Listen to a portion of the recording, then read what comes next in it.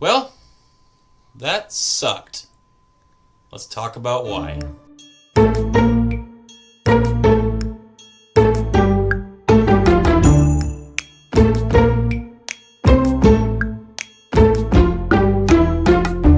What's up, Dolphins fans? Hey, I just made that video about being positive and staying hopeful, and then we play the Indianapolis Colts, and I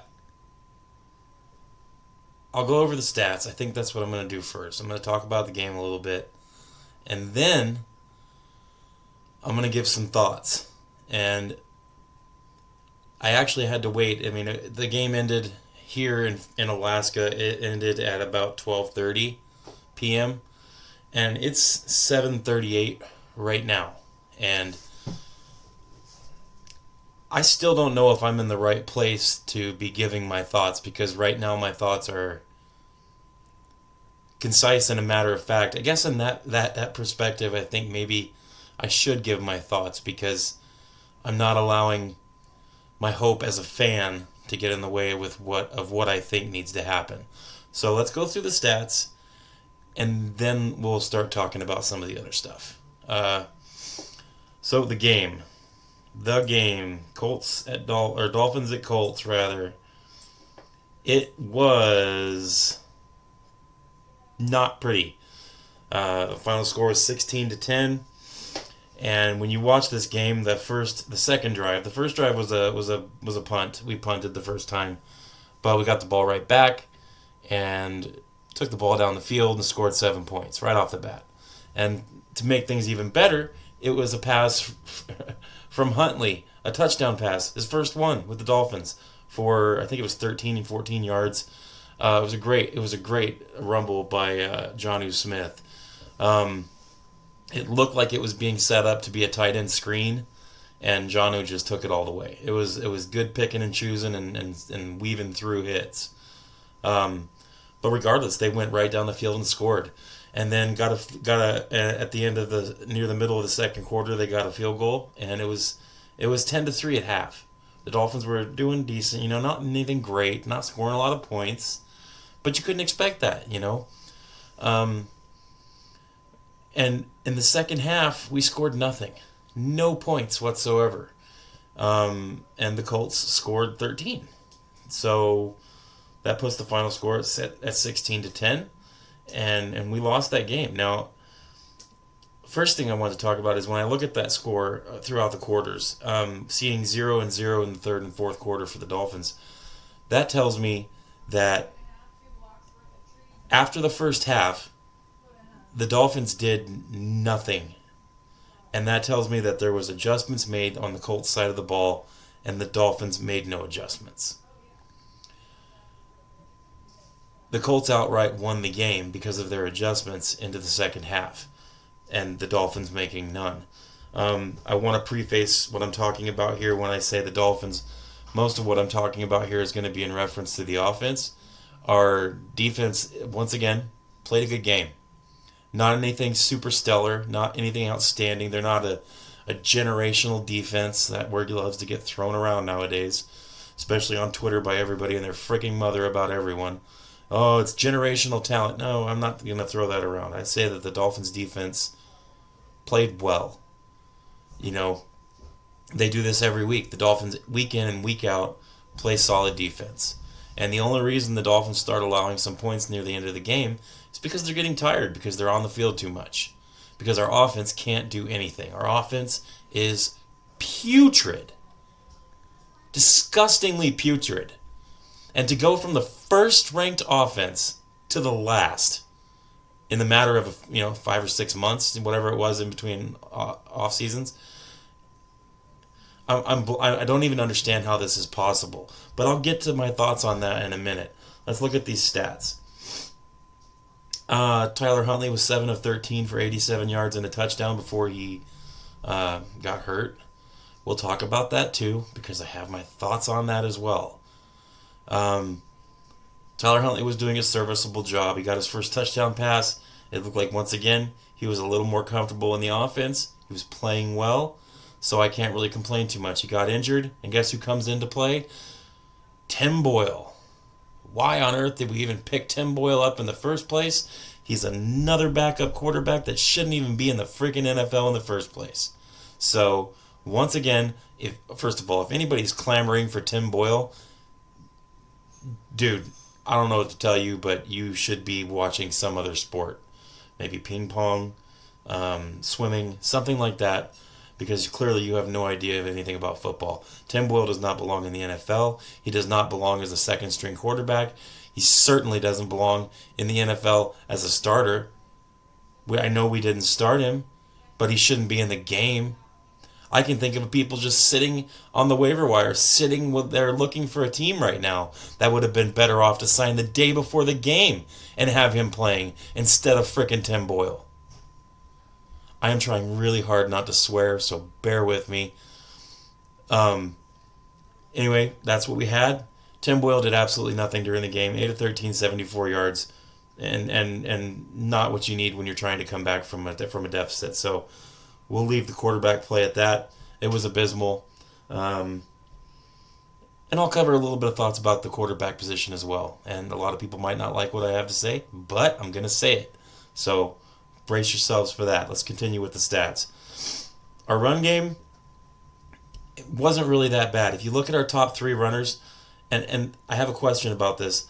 Devon Achane, 15 carries, 77 yards. That's a 5.13 something average per carry. Not bad. Pretty decent. Raheem Mostert, 11 carries for 50 yards. That's 4.5 yards per carry. Not bad. Pretty decent. Jalen Wright, 5 carries for 33 yards with a 6.6 average. My question is why, oh why, did we not give the ball to Jalen Wright more? He's healthy. Why did he get only 5 carries? Why did they, at this point, I think that, considering we had a fumble from Mostert, and I'm not picking on Raheem Mostert at all. I love me some Heem. So I'm just thinking in this game, with the way things were going, if Jalen Wright has 2.1 yards more per carry, and I'm not the only one who knows this, those offensive coordinators and the head coach knew it too. Why did they not give Jalen Wright the ball more when he's doing that much better? He needed a break. I mean, obviously he wasn't, anything extreme, but he was doing decent too. So I'll leave the running back questions at that because really I don't think our running game was the problem. If you add this up, our rushing was pretty darn good. Our rushing yards, 188 rushing yards. I'm happy with that. Completely happy. I'm satisfied. So my question about who should have gotten more carries, it's meh.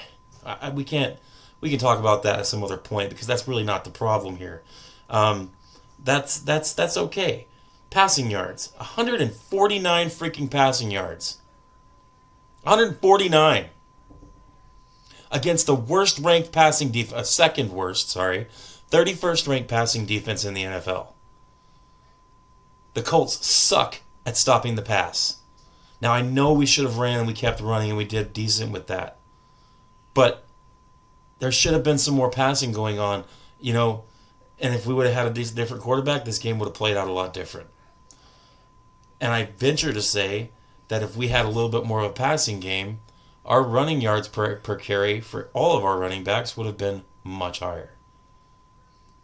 Think about it. If the defense has to sit back on their haunches a little bit because they know we're going to pass the ball if they get too far up in the box, guess what? They're going to back off a little bit. They don't want to get beat deep.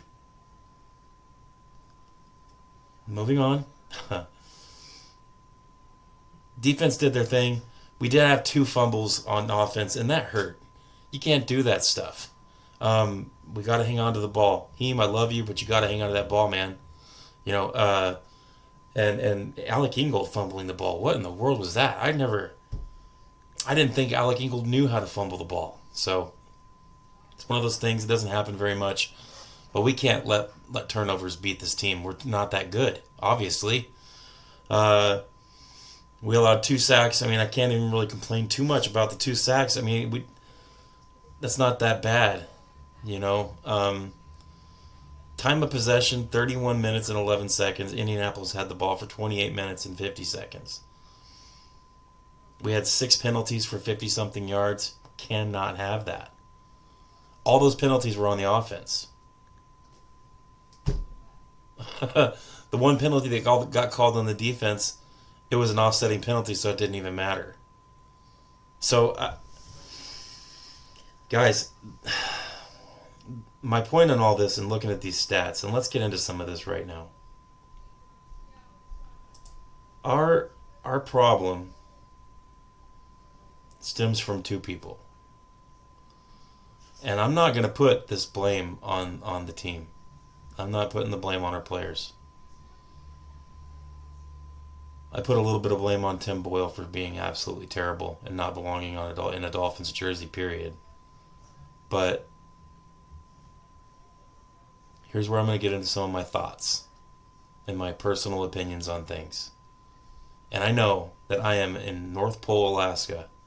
I'm a truck driver and a father of 4. I don't play football anymore. But I know the sport.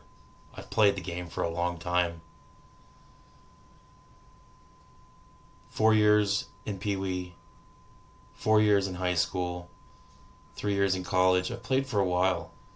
And I've been a fan way before that and long after that. I've coached football on so many different levels. High school, Pee Wee. I've coached flag football. I know a little bit about football. I'm not a pro, obviously. But I know the sport. And if I can recognize this all the way up from North Pole, Alaska, if I can smell the stink from up here, then what is going on with our coaching staff? And let's just go ahead and put the caveat and say that, put it right in the middle of this statement. And right now, I want to say that I don't blame the defense in any way. Anthony Weaver, you're doing amazing. Keep doing your thing, brother. It's a shame that you don't have any help on offense. It's a shame that your side of the ball has to carry this entire team every game to the end of the game, just so that our offense can let it go. Our offense is terrible, not because of our players. Our offense is terrible because they're not prepared by our coach. Because our head coach is just doing terrible. He cannot make changes in the middle of a game. He cannot have this team prepared. We had 2 weeks. 2 weeks to get ready for this game against the Colts.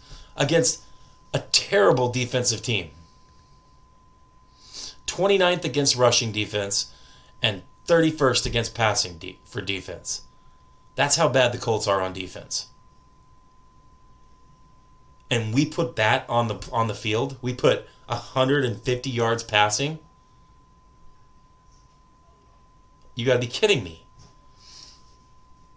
Mike McDaniel. Here's where I get into some thoughts here. Okay. A different way of looking at this. I have some points on what needs to happen for this to get turned around. We're going to start with number 1. Mike McDaniel needs to give up play calling, at the least. I'm upset and frustrated, and I'm not going to say the way I feel right now. I don't necessarily think that that's enough the way I feel right now, but at least he needs to give up play calling. Give it to Frank Smith, be done with it. Let somebody else try it. Maybe we can have some adjustments that way. Mike McDaniel is not making adjustments at the half. He's not making adjustments during the game. He doesn't have the players prepared to play, even with 2 weeks of preparation involved. This game was off the bye, and we put that crap on the field offensively. That's my first point.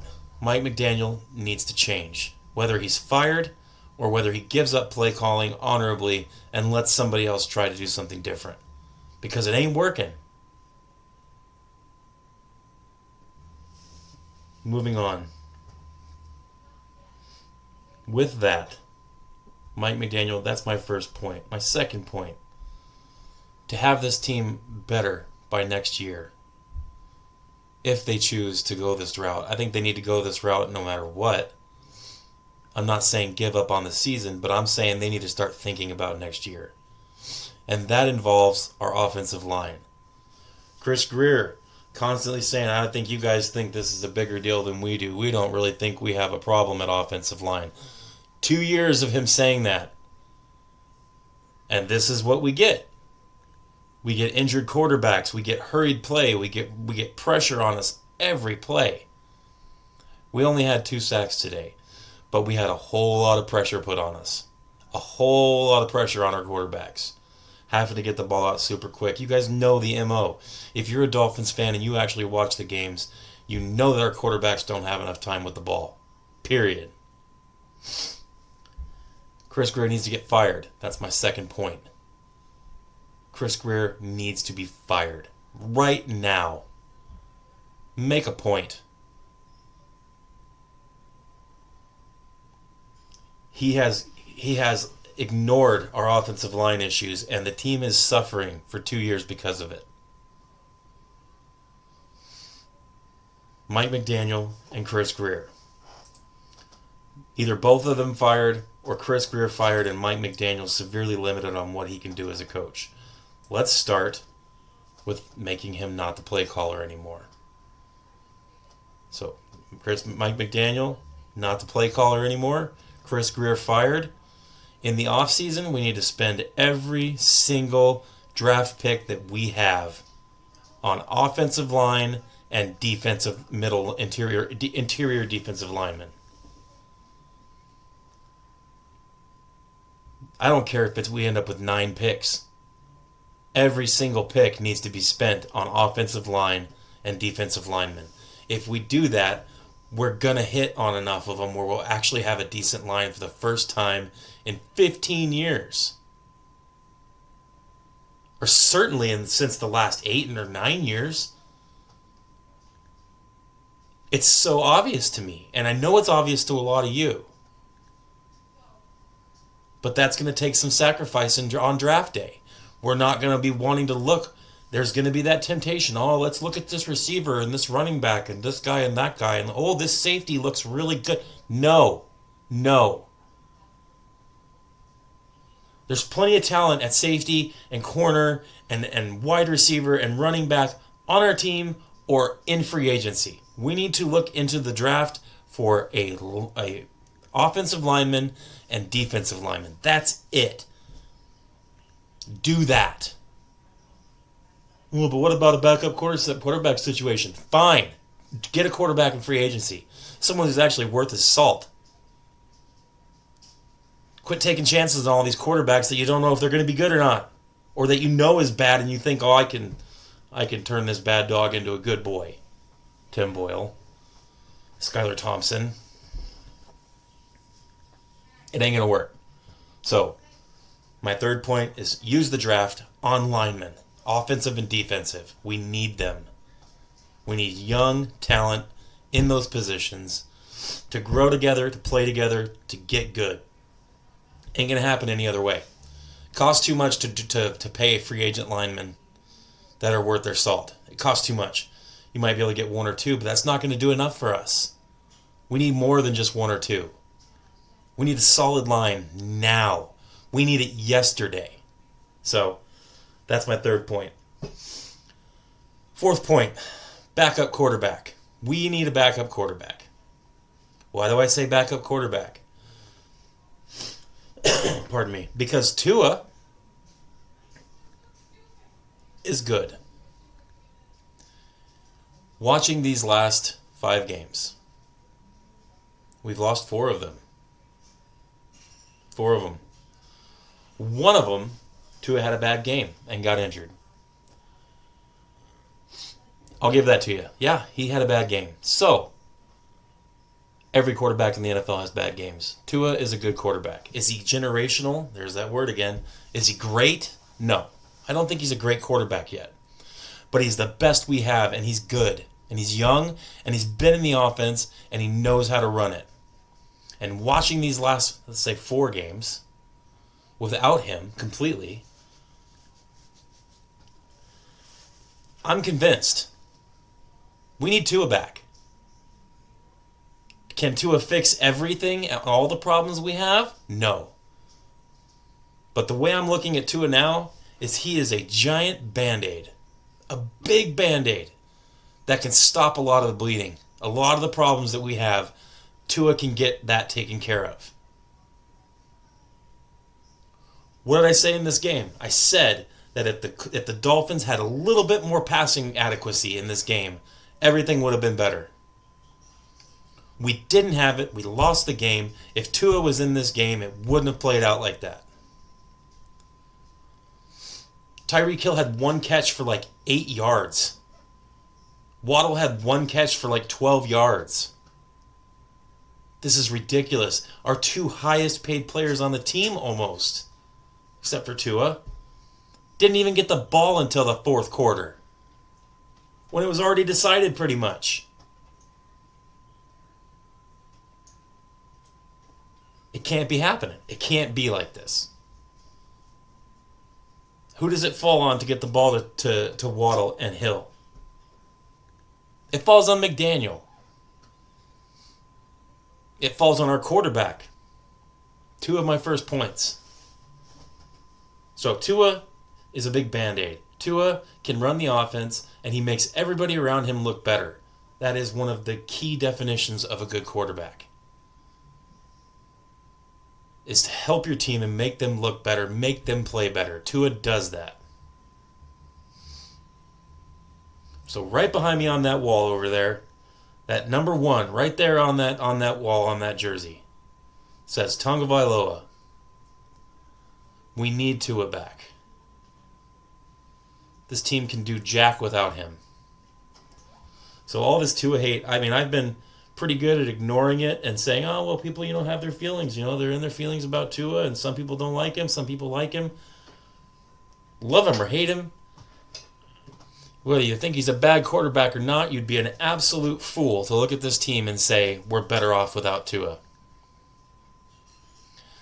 If that's your thought, you are a fool. You can have opinions, you can have feelings, but at certain points you have to look at the stats and what's being put on the field, and Tua is good. Tua gives us the best chance to win football games. And since we haven't had Tua, our offense has been putrid. 11.2 points per game. That's what we're averaging. You can't win football games with that. Averaging something under 200 yards passing per game. You can't win football games like that. The Colts knew all we could do was run the ball. And we still put up 188 yards rushing, but you can't just run, especially if you're not getting the long drives. You cannot win a game that way. You need to get the long drives. But we punted. We had turnovers. My point is that the game would have been better with Tua. Every game we've played would have been better with Tua. We need Tua back. Hopefully he comes back this week. Hopefully on Wednesday he practices. And we have him for the game against the Cardinals at home. That's who we play next. We have Arizona at home. If Tua plays, of course, I think we have a good chance to win the game. If Tua does not play, we are going to lose that game. If Tua doesn't play the week after, we are going to lose that game too. I don't think we will win another game until Tua comes back. We're sitting at 2-4. I think the Jets just lost on Sunday Night Football. That puts the Jets in third place, the Patriots in last place, and the Dolphins in second. The Bills won today. The Bills are running away with the division. Something has to happen now. We've put Tua in a hell of a position where now he's got to do a lot just to put this Band-Aid on this team and get us going forward for winning and saving this season. Right now, it doesn't look good. It looks bad.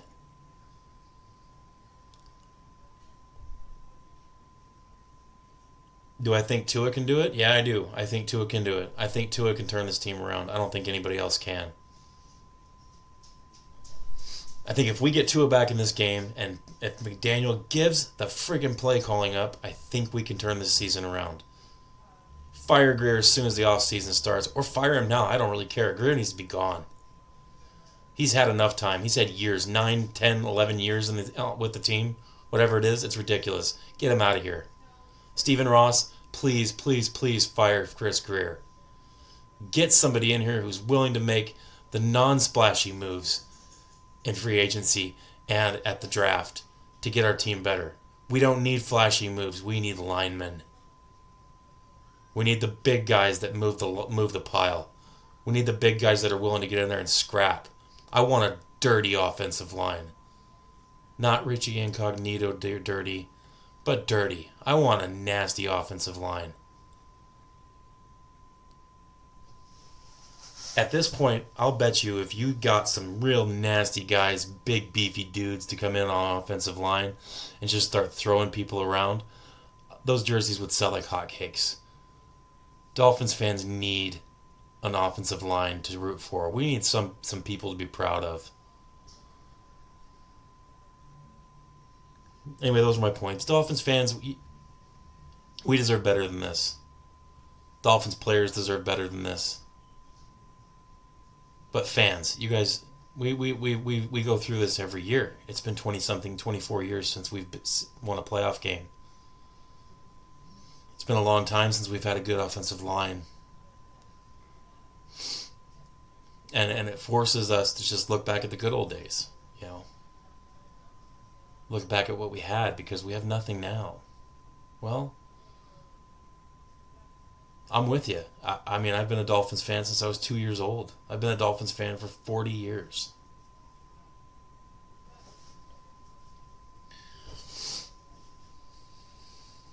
We can do better than this. And the way it needs to happen is the coaching staff needs to make some changes. Ownership needs to make some changes.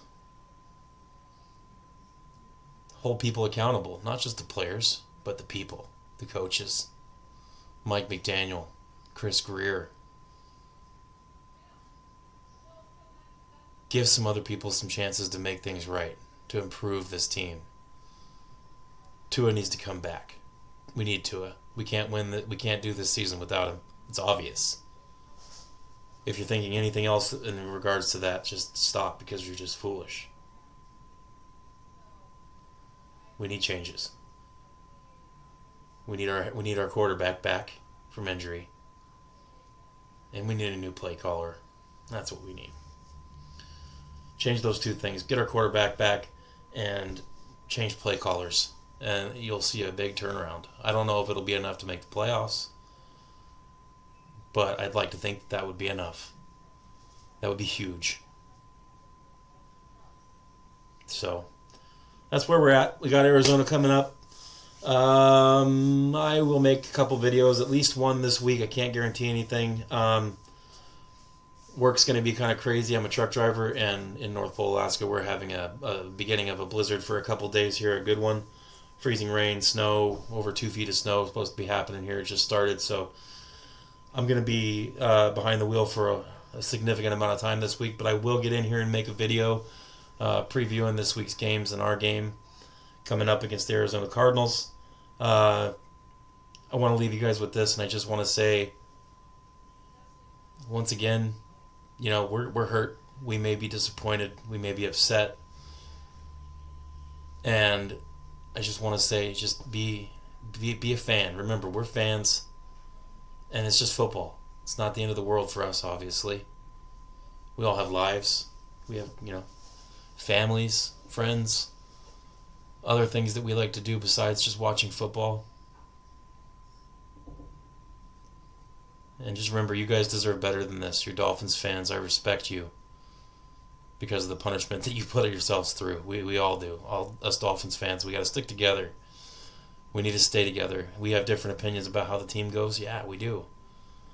But let's stick together. Let's get some camaraderie going. Let's stop tearing each other apart on social media. Let's focus on putting some good thoughts and good feelings forward. Let's support our team even though they're struggling mightily. Let's have faith. Maybe as a Christian it's easier for me to have faith just because I know that sometimes it's hard to have faith in something you can't physically see. But I have faith, I have faith. And I have faith in our team that we're going to see better days soon. Just a matter of when. How soon. Stay strong. Stay faithful. And thanks for watching. Like and subscribe if you can. Give a comment. It always helps as I try to grow this channel from nothing. I appreciate each and every one of you guys for watching this video. Thanks a lot, and good night.